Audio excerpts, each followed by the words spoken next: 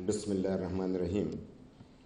मोहतरम मियां नवाज शरीफ साहब, मेरे कायदीन और तमाम शुरका, चूँकि आज असफंदियार वली ख़ान को यहाँ पे आना था, उसको बोलना था, वो बीमार थे, तो मैं उसकी जगह पे आपसे मुखातिब हूँ। ऐसा तजुर्बा भी नहीं है, अगर कुछ गलती कर बैठूँ तो पहले से माफ़ी का तलबगार हूँ। सबसे पहले तो ये कि आज के इस सेमिनार के हवाले से यहाँ पे ऐसे लोगों को आना चाहिए जो कि वो स्कॉलर हों। हम तो सिर्फ़ तकरीर कर सकते हैं और सुन सकते हैं, तो हमको उन आलिमों में शुमार न किया जाए और हमारी गलतियों को पहले से माफ़ किया जाए। सबसे पहले तो ये कि तमाम सियासी पार्टियों को दावत अगर दी गई है और कोई नहीं आया तो ये बड़ी यानी अच्छी बात नहीं है। अगर उनके नज़दीक भी वोट की इज़्ज़त नहीं है तो फिर किसके नज़दीक वोट की इज़्ज़त होगी। और अगर उनको दावत नहीं दी गई है तो आइंदा के लिए ऐसे प्रोग्रामों में दावत दी जाए, क्योंकि जो भी आवाम से वोट लेना यानी वोट के लिए जाते हैं तो तमाम का हक बनता है कि यहाँ पे आए, तो तमाम को दावत देनी चाहिए थी अगर नहीं दी गई हो, और अगर दी गई है नहीं आए तो उसकी हम मज़म्मत करते हैं। आज जो कि ये मसला दरपेश हुआ और हमें वोट के तकद्दुस का ख्याल आया, तो बंदे को सोचना पड़ता है कि क्या आज से तकद्दुस की ज़रूरत पड़ी कि इससे कबल भी ज़रूरत थी। यानी ये बात इसलिए मैं कहना चाह रहा हूँ कि जब पाकिस्तान बना तो हमारी हुकूमत यानी पाकिस्तान में बनने के बाद जो एक जमहूरी हुक्म जारी हुआ तो कांग्रेस की हुकूमत थी जो कि हमारी थी, उसको बैक जुम्बश कलम ख़त्म कर दिया गया। मुंतखब हुकूमत को पाकिस्तान के बनते ही हमारी हुकूमत को ख़त्म किया गया। किसी को उस वक्त तकद्दुस याद नहीं आया। लोगों ने हमें गद्दार करार दिया और वो ताने इतने पड़े कि आप यकीन नहीं कर सकते। और उसके अभी पाकिस्तान को 1 साल पूरा भी नहीं हुआ था कि बाबड़ा के मुकाम पे उसी हुकूमत ने जो कि हमारी हुकूमत को ख़त्म करके उनको बनाया गया ज़बरदस्ती, उन्होंने हम पे गोलियां चलाई और 650 हमारे साथी शहीद हुए। किसी को याद है? पाकिस्तान को 1 साल भी पूरा नहीं हुआ था, तो उस वक़्त से भी किसी को ख्याल नहीं आया कि इन बंदों को क्यों मारा जा रहा है। इसलिए आज़ादी मिली कि उसके वोट के तकद्दुस और उनकी जान की माल की भी यानी तहफ़्फ़ुज़ नहीं है। हम रोए भी, हम चिल्लाए भी। एक बात थी कि हमने अदम तशद्दुद की बात की। गोली का जवाब गोली से नहीं दिया, प्यार से दिया और जमहूरियत से दिया और ईमानदारी से दिया, और आज तक वो सह रहे हैं। और यही पाकिस्तान में हमारी हुकूमत बनी खैबर पुख्तनख्वा में। अरबाब सिकंदर साहब जो थे वो गवर्नर थे, मुफ्ती महमूद साहब हमारे वज़ीर आला साहब थे जो कि मौलाना फजल रहमान साहब के वालिद साहब थे, और उसको ख़त्म कर दिया गया। यानी बलूचिस्तान में हमारी मुंतखब हुकूमत ख़त्म कर दी गई। बेज़ंजो साहब के वालिद साहब गवर्नर थे, अताउल्लाह मेंगल साहब वज़ीर आला थे, उनको अक्सरियत की हुकूमत को ख़त्म किया गया और हमने एहतजाजन इस्तीफ़ा दिया। किसी ने हमारे हक़ में नहीं बोला। यानी तकद्दुस से तो पहले दिन से होनी चाहिए थी, लेकिन आज भी हम कह रहे हैं कि हमें जितना भी मार पड़े हम हक के लिए लड़ेंगे। वोट के तकद्दुस के लिए हम तमाम साथियों के साथ हैं। और जो आज हमें एक मसला दरपेश हुआ तो सबसे ज़्यादा दुख इस बात पे हुआ कि हमें ये एहसास था कि शायद पाकिस्तान में पंजाब के वज़ीर आज़म को कोई नहीं चढ़ सकता। शायद हमें वहम था। यानी यहाँ पे एक वरना हमें तो ये भी एहसास है कि पंजाब के वज़ीर आज़म हमें हक दिला सकता है, कोई और वज़ीर आज़म जान नहीं बचा सकता तो हमें खाक हक देगा। तो इस हवाले से तो हम मियाँ साहब से बड़े तवक्को रखते थे, लेकिन वो भी दिन हमने देखना पड़ा कि पंजाब के वज़ीर आज़म साहब को भी कुर्सी छोड़नी पड़ी। अब बात इतनी सी है कि अगर पाकिस्तान में इतना सब कुछ होने जा रहा है تو تقدس سے تو بات بہت آگے بڑھ چکی ہے۔ اگر ووٹ کے ساتھ منتخب وزیر اعظم پنجاب سے اس کا تعلق ہو اور اس کو بھی اس حیثیت سے نکالا جائے کہ پہلے سے ایک ہمیں پتہ تھا کہ کوئی آئے گا تو ایسے فیصلے صادر کرے گا، یہ پہلے سے ایک طے شدہ پروگرام کے تحت اسکرپٹ پہلے سے لکھا گیا تھا اور بعد میں یہ سب کچھ ہونے جا رہا ہے، تو یہ جو کچھ بھی ہوا افسوسناک بھی ہے اور پاکستان کے لیے ایک خطرے کی گھنٹی ہے۔ اگر جمہوریت اس حوالے سے بھی نہیں ٹک سکتی تو یہ کیسے ٹکے گی پھر؟ اتنی اکثریت کے بعد کہ وہ وزیر اعظم نہیں رہے تو اس کا اپنا ہی ورکر وزیر اعظم ہے، وہ خود کہہ رہے کہ میں نہیں ہوں، میاں صاحب میرے وزیر اعظم ہیں، لیکن وہ بھی، اور میں معذرت کے ساتھ کہوں گا کہ اگر ایک پارلیمنٹیرین عدالت نہ جاتے تو کچھ تو پارلیمنٹ کی ساکھ باقی رہ جاتی۔ پارلیمنٹیرین کو کس بلا نے کاٹا تھا کہ وہ عدالت جائے، پارلیمنٹ میں آ کے پارلیمانی مسائل حل کرے؟ تو جب ہم خود اپنے اختیار کسی اور کو دیتے ہیں تو پھر ان سے گلہ کس بات کا؟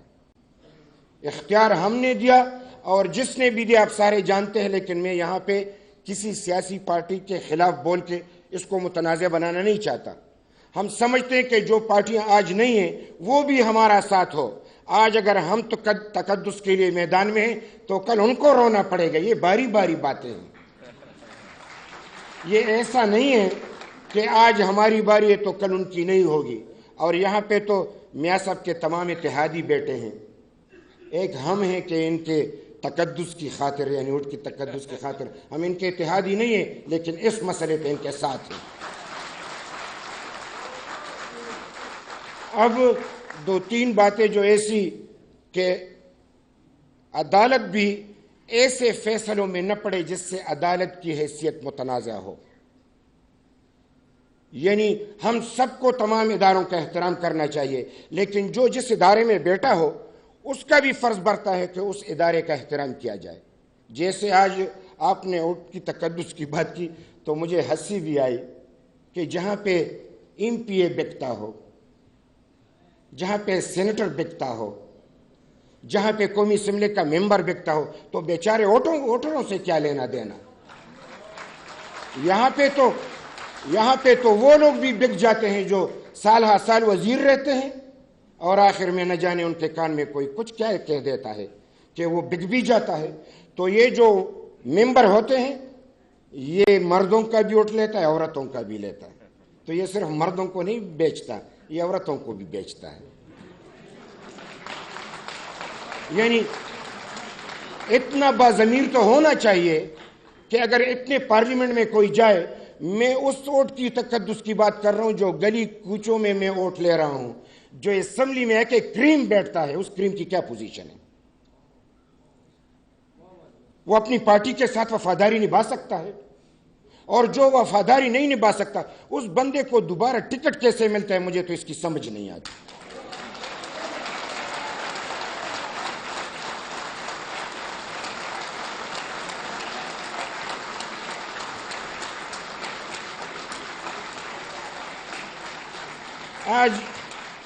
آج میں میاں افتخار آپ کے سامنے کھڑا ہوں، عوامی نیشنل پارٹی کا ورکر ہوں۔ موت آئے موت، عوامی نیشنل پارٹی کو کسی بھی وجہ سے نہیں چھوڑوں گا، نہ ڈر کے مارے نہ پیسوں کی خاطر۔ وزارت رہے تو وزارت رہے، پارٹی کی خاطر اگر جان دینا پڑے تو جان بھی دیں گے اور اس کے لیے حاضر ہیں۔ تو ایسی ورکروں کی عزت ہونی چاہیے کہ پھر نہ بکے تو ووٹ کا تقدس برقرار رہے گا۔ ہم خود بکاؤ مال کو اوپر سر پہ چڑھا دیتے ہیں، پھر کہتے بک گیا۔ کبھی کس نام پہ کبھی کس نام پہ۔ تو آج میرے بڑے محترم یعنی قائدین بیٹے ہیں، ایک فیصلہ تو کریں کہ ہم لوگوں سے تقدس کی بات کرتے ہیں، خود بھی اس ووٹ کا تقدس برقرار رکھیں۔ اور جب ہم اپنے طور پہ تقدس برقرار رکھیں گے تو پھر سارے لوگ اس کی تقدس کو برقرار رکھیں گے۔ اور میں یہ بات وثوق سے کہہ سکتا ہوں کہ اگر پاکستان کا مقدمہ کوئی لڑ سکتا ہے تو وہ پارلیمنٹ کے ذریعے سیاستدان لڑ سکتے ہیں، کوئی اور نہیں لڑ سکتا۔ یعنی دنیا آج ان حکومتوں کو سپورٹ نہیں کرتی جو ڈیموکریٹک نہ ہو۔ پاکستان کا مقدمہ لڑنا ہے تو سیاستدانوں کو لڑنا ہے جو عوام کے نمائندے ہوتے ہیں۔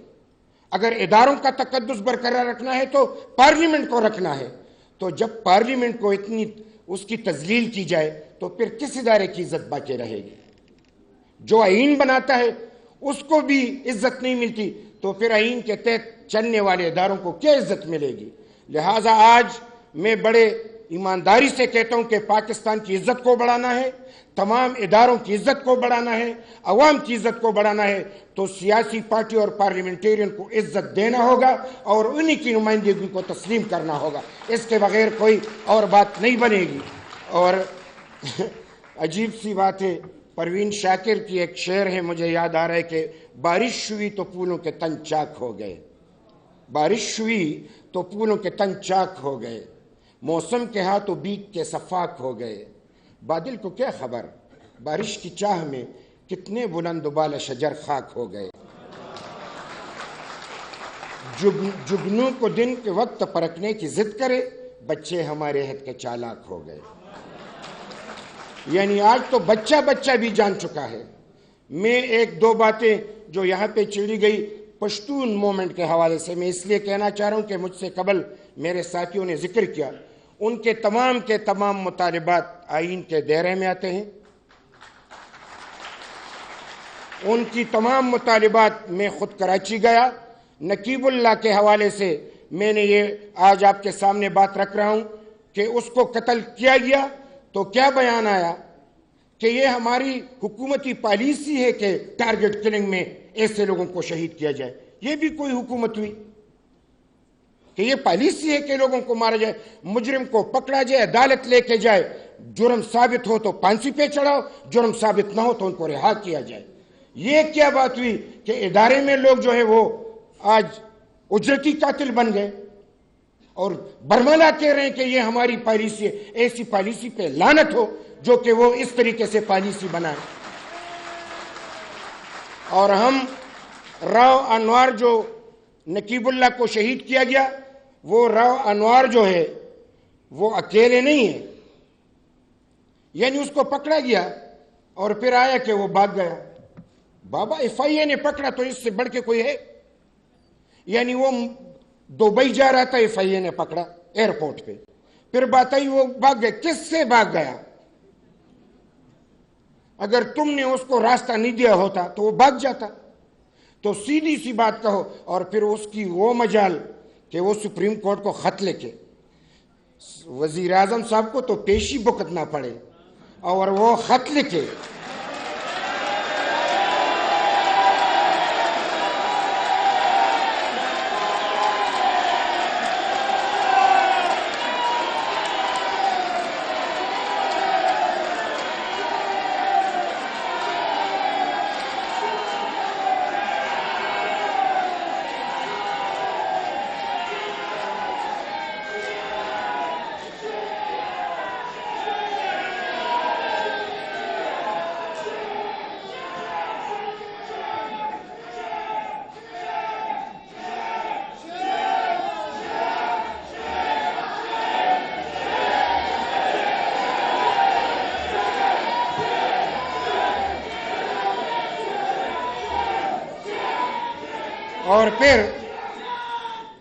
اور پھر دوسری بار خط لکھے اور جب پیش ہو تو وی آئی پی پروٹوکول ملے۔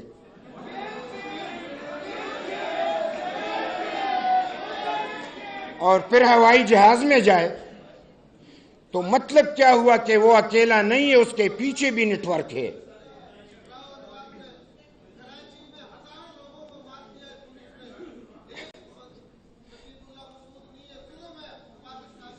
ہزاروں پہ آپ آواز اٹھاتے، ہم نے اٹھایا، ہزاروں کی بات کر رہے ہیں۔ میں یہی کہنا چاہ رہا ہوں،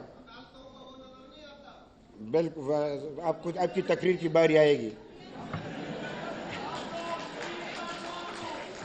میں اتنا کہنا چاہ رہا ہوں کہ انوار اکیلے نہیں تھا، اس کے پیچھے نیٹ ورک تھا، تو انوار کو صرف سزا نہ دی جائے، اس کے پیچھے جو نیٹ ورک ہے اس کو بھی نقاب کیا جائے اور ان کو بھی سزا دی جائے۔ لہذا پشتون بھائی جو آج کچھ کہہ رہے ہیں، ان پہ کیا گزر رہی ہے؟ ان کی مسجدیں ویران ہوئی، ان کے گھر بار ویران ہوئے، ان کے ماں اور بیٹوں کی دوپٹے ہوا میں اڑے، آبا و اجداد کی پگڑیاں ہوا میں اڑی، ان کی مکانوں کو تباہ کیا گیا، ان کی مارکیٹوں کو تباہ کیا گیا۔ یعنی اتنا بھی وہ نہ کہے کہ ہمارے ساتھ ظلم ہوا، یہ نہیں کہیں گے تو کیا کہیں گے؟ ہم یہ کہتے ہیں کہ حکومت کو چاہیے، اداروں کو چاہیے، ہم نے ان کے مطالبات کو سپورٹ کیا، ان کا انداز کو ہم سپورٹ نہیں کرتے۔ انداز ان کا جارحانہ ہے، وہ ذرا جوان ہے، ہم پارلیمنٹیرین ہیں، ہم نے بڑی مار کہی ہے تو ہم پیار کی زبان بولتے ہیں۔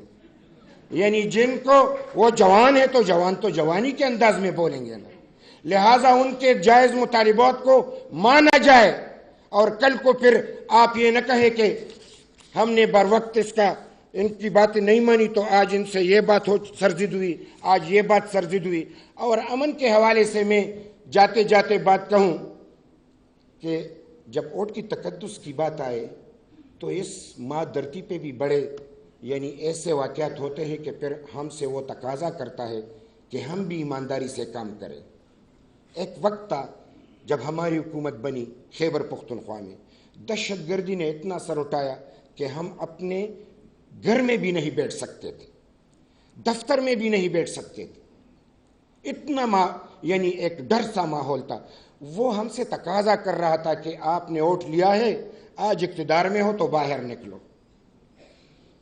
تو چونکہ ہم باچا خان کے پیروکار تھے، ہم نے پہلے مذاکرات کی بات کی۔ کوئی بھی مسئلہ گولی سے حل نہیں ہوتا، مذاکرات ہی سے مسئلے حل ہوگا۔ لیکن میں تھوڑی سی یہ جسارت کروں گا کہ میں چونکہ انفارمیشن منسٹر تھا اور میں خود یعنی لیڈ کر رہا تھا، افراسیاب خٹک صاحب بھی میرے بزرگ وہ میرے ساتھ تھے، اور جب ہم گئے تو میں صرف خاکہ بتاتا ہوں کہ کتنی قربانی دینی پڑتی ہے ووٹ کے تقدس کے لیے۔ ایسا مفت میں تو نہیں آتا، عوامی نمائندے کو پھر عوامی نمائندہ بننا چاہیے۔ ہم گئے تو بس اتنی سی بات ہے کہ میرے پیچھے بھی خودکش کھڑا تھا، افراسیاب خٹک صاحب کے پیچھے بھی خودکش کھڑا تھا، اور دروازے میں بھی خودکش کھڑا تھا، اور ان کا ایک غزوان کمانڈر تھا، نام لے رہا ہوں، غزوان کمانڈر تھا، اس کے ہاتھ میں بندوق تھا، اس کی نالی بھی ہماری طرف تھی۔ مذاکرات کا ماحول ہم کرنے، اگر کوئی غلطی ہوتی تو ہم ایک سیکنڈ میں وہاں نہ ہوتے۔ تو اس ایسے ماحول میں ہم نے مذاکرات کیے کہ ایک سیکنڈ میں ہم نہ ہوتے، لیکن ہم نے ڈٹ کر بات کی اور بڑی ایمانداری سے بات کی۔ اور ایک بات میں آپ کو بتاؤں کہ وہ بات جو ایک انہوں نے کہا کہ آپ کی وجہ سے پختونوں کا خون بہا، تو میں نے کہا کہ ایسا نہیں ہے۔ افراسیاب خٹک صاحب بڑے نرم مزاج کے بندے ہیں، تو میں نے ان سے اجازت چاہی کہ یہ جواب میں دوں۔ میں نے کہا کہ عجیب بندے ہو، ہماری حکومت ہے، فوج ہماری، لیویز ہماری، پولیس ہماری، ایف سی ہماری، ہم حکم دیں گے تو وہ لڑیں گے آپ لڑیں گے، یا وہ مرے گا یا آپ مریں گے، ہم تو حکومت کریں گے جس طریقے سے ہوتا چلا آیا ہے۔ لیکن ہم نے کہا نہیں، ہم حکومت کرنا نہیں چاہتے، ہم مذاکرات کر کے خون کو بند کرنا چاہتے ہیں، پیار کا نظام چاہتے ہیں، انسانیت کا احترام چاہتے ہیں، اس لیے آپ لوگوں سے مذاکرات کر رہے ہیں۔ اس کے نتیجے میں کیا ہوا؟ میرا ایک جوان بیٹا جو کہ ایم اے کر چکا تھا، اور اسی طریقے سے مسجد سے ہو کے نماز پڑھنے کے بعد اپنے گھر کے سامنے دہشت گرد آئے، 4 گولیاں اس کے سینے میں پیوست کی اور 4 گولیاں اس کے سر میں پیوست کی، اور تب تک اس کو دیکھتے رہے جب تک اس کی سانس نہیں رکی۔ جب میں اس کا چہرہ دیکھنے کے لیے گیا، خدا یہ دن کسی کو نہ دیکھا ہے۔ مجھے یہ سزا کیوں ملی؟ وزیر اعلیٰ صاحب نے کہا کہ ایف ایم ریڈیو پہ اعلان ہوا ہے، فضل اللہ نے اعلان کیا ہے کہ میاں صاحب خیبر پختونخوا کے حکومت کا ترجمان ہے، یہ کفر کا نمائندہ ہے، جہاں بھی ملے اس کو پکڑ کے ٹکڑے ٹکڑے کر دینا۔ تو جب وزیر اعلیٰ نے مجھے کہا تو میں ہنس پڑا۔ اس نے کہا کیوں؟ میں نے کہا تو یہ تو مجھے ڈرا رہے ہیں، مر گیا تو پھر 1 ٹکڑا یا 1000 ٹکڑے؟ اس سے مجھے کیا فرق پڑتا ہے، لیکن مجھے یہ پتہ نہیں تھا کہ وہ مجھے نہیں ماریں گے، مجھے جیتے جی میرے لخت جگر کو مجھ سے چھینیں گے۔ اور انہوں نے یہ مجھے سبق سکھایا کہ تم اس طریقے سے کردار ادا کرو گے، ووٹ کا تقدس برقرار رکھو گے، عوامی نمائندگی کے تقدس برقرار رکھو گے تو آپ کا یہ انجام ہوگا۔ تو میں نے جواباً ڈر کے مارے کچھ نہیں کہا، میں نے کہا یہ تو میرا ایک ہی بیٹا تھا، 10 بیٹے ہوتے تو میں اس قوم پہ نچاور کر دوں۔ یہ تو کوئی بات ہی نہیں ہوئی۔ اور یہ بات میں آپ کو بتاؤں، جو ڈر گیا وہ ہمیشہ مرے گا، جو نہیں ڈرتا وہ ایک بار مرے گا۔ ایک بار مرنا غیرت کے ساتھ قبول ہے، بے غیرتی کی زندگی قبول نہیں ہے۔ اور میں یہی کہنا چاہتا ہوں کہ کون کہتا ہے کہ موت آئی تو مر جاؤں گا، میں تو دریاؤں سمندر میں اتر جاؤں گا، زندگی شمع کے مانند جلاتا ہوں ندیم، بجھ تو جاؤں گا مگر صبح بھی کر جاؤں گا۔ میں آپ تمام ساتھیوں سے ایسے امتحان بھی آتے ہیں کہ جب بیٹے بھی چینے جاتے ہیں، گھر پہ دوبارہ خود کا حملہ ہوا تو میرے گھر کے 19 سالہ 2 اور میرے جوان شہید ہوئے۔ اور پھر مجھے کہا کہ یہ تو صرف آپ کو دکھانا تھا، اصل ٹارگٹ تو تم ہو۔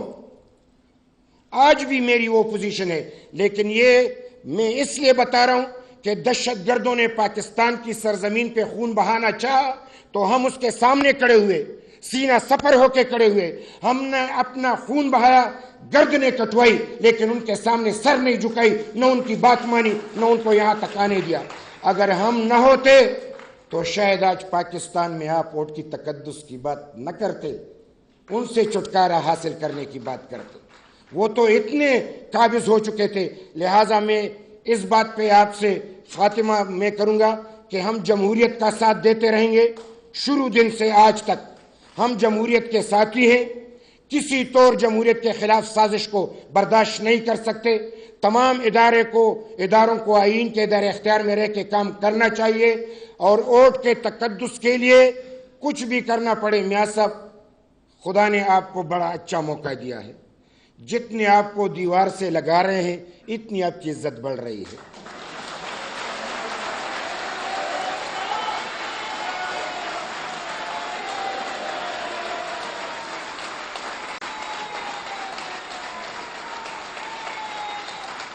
اور مجھے ڈر ہے کہ آپ کی جتنی عزت بڑھ رہی ہے شاید امتحان میں مزید اضافہ ہو، کیونکہ اس عزت کو کون برداشت کرے گا؟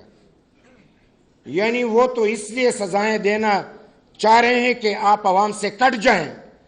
جو فیصلہ آتا ہے عوام اس کو تسلیم نہیں کرتا، جس فیصلے کو عوام میں قبولیت نہیں ہوتی، یعنی وہ عوام تسلیم نہیں کرتے، تو اس فیصلے سے آپ کی عزت بڑھے گی، تو مزید آپ کو خطرہ بھی ہے، لیکن آپ کی عزت میں مزید اضافے ہونے کا امکان بھی موجود ہے۔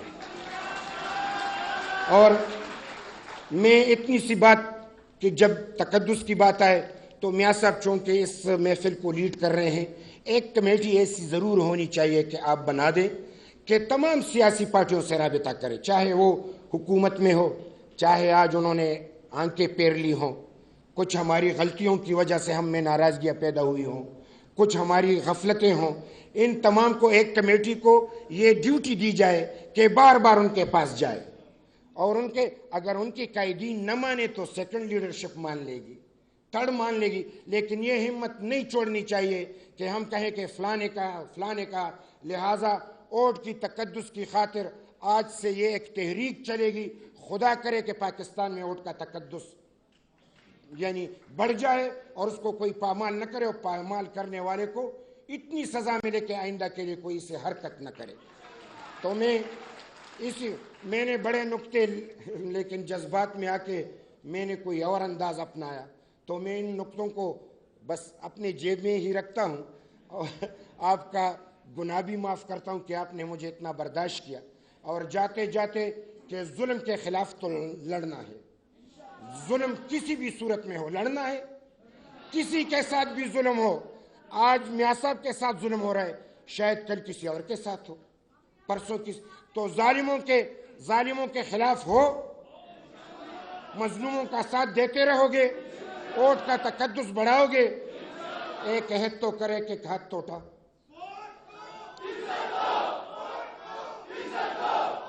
نہ نہ نہیں نہیں نہیں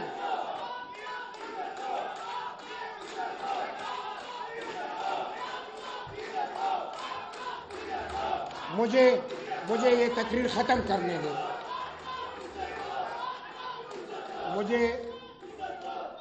مجھے یہ تقریر ختم کرنے دیں. یہ جو میں آپ سے ہاتھ اٹھا رہا ہوں یہ عہد لے رہا ہوں. چیخوں میں اس کو نہ چھپائیں.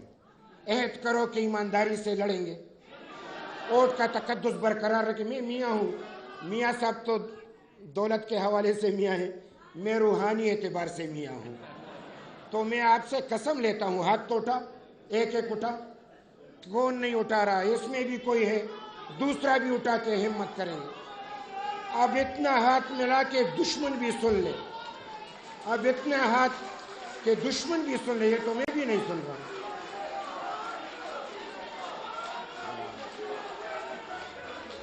یار ذرا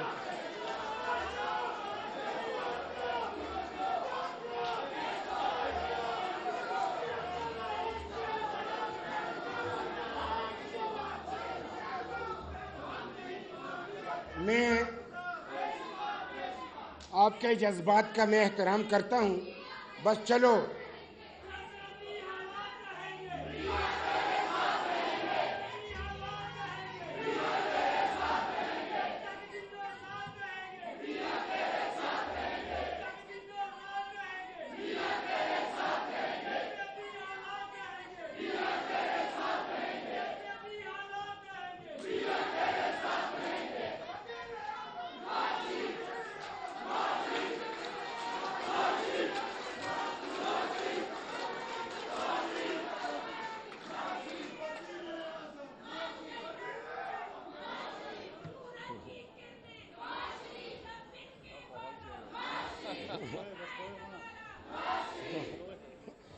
آپ جب چیخیں گے تو میں پھر بولوں گا. تو آپ میرے ساتھ بھی انصاف کریں, اپنے ساتھ بھی انصاف کریں. میں اسی پہ اجازت چاہتا ہوں کہ ظلم کا ایک دن ختم ہونا ہے. تو ظلم کا سینہ چیر کے دیکھو. ظلم کا سینہ چیر کے دیکھو. جاگ رہا ہے نیا سویرا. ڈلتا دن مجبور سہی, چڑھتا سورج مجبور نہیں. رات کے راہی تک مت جانا, صبح کی منزل دور نہیں.